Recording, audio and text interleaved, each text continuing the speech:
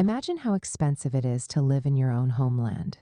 Imagine having to import every food item from abroad when you have so many resources and everything you need to cultivate your own food.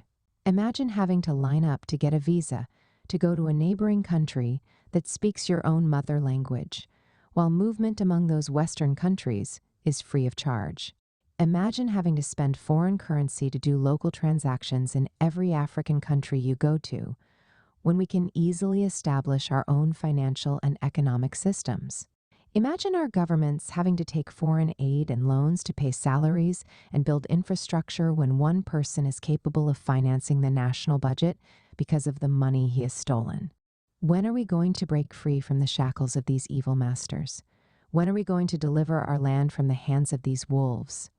Can you be sleeping abroad when your homeland is burning?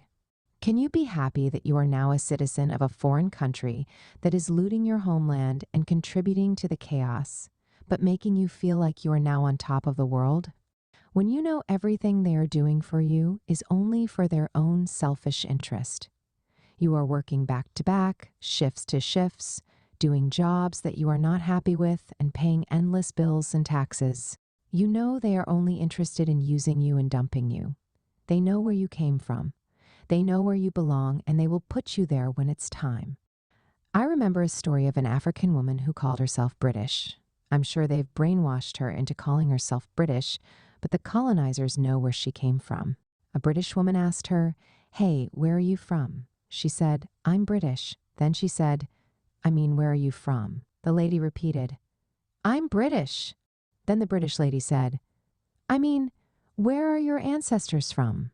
Then the African lady was upset. She said the British lady was a racist. But that's just the tip of the iceberg. They only give you a piece of their mind. They never let the cat out of the bag. When you see them saying, "Hey, don't talk about racism, don't talk about discrimination," it is because they know that's what they are doing, and they don't want you to talk about it. They don't want their actions to be checked. They just want to keep killing you while they keep you silent. They want to keep destroying you while they keep smiling at you. The truth is, the colonizers have never repented from their sins. That's why many of them have not come out to apologize or even feel remorseful of their actions and ancestors' wrongdoings. They still so much believe that Africans are slaves. It is in their subconscious mind, and in everything they do, they show it. They always want to take advantage of Africans. They want to keep dehumanizing and deriding Africans while they keep achieving their selfish interests. But we must not sleep. We must not rest on our laurels. We must be ready to fight and take back our lands. Read next, Move Africa. Part 3.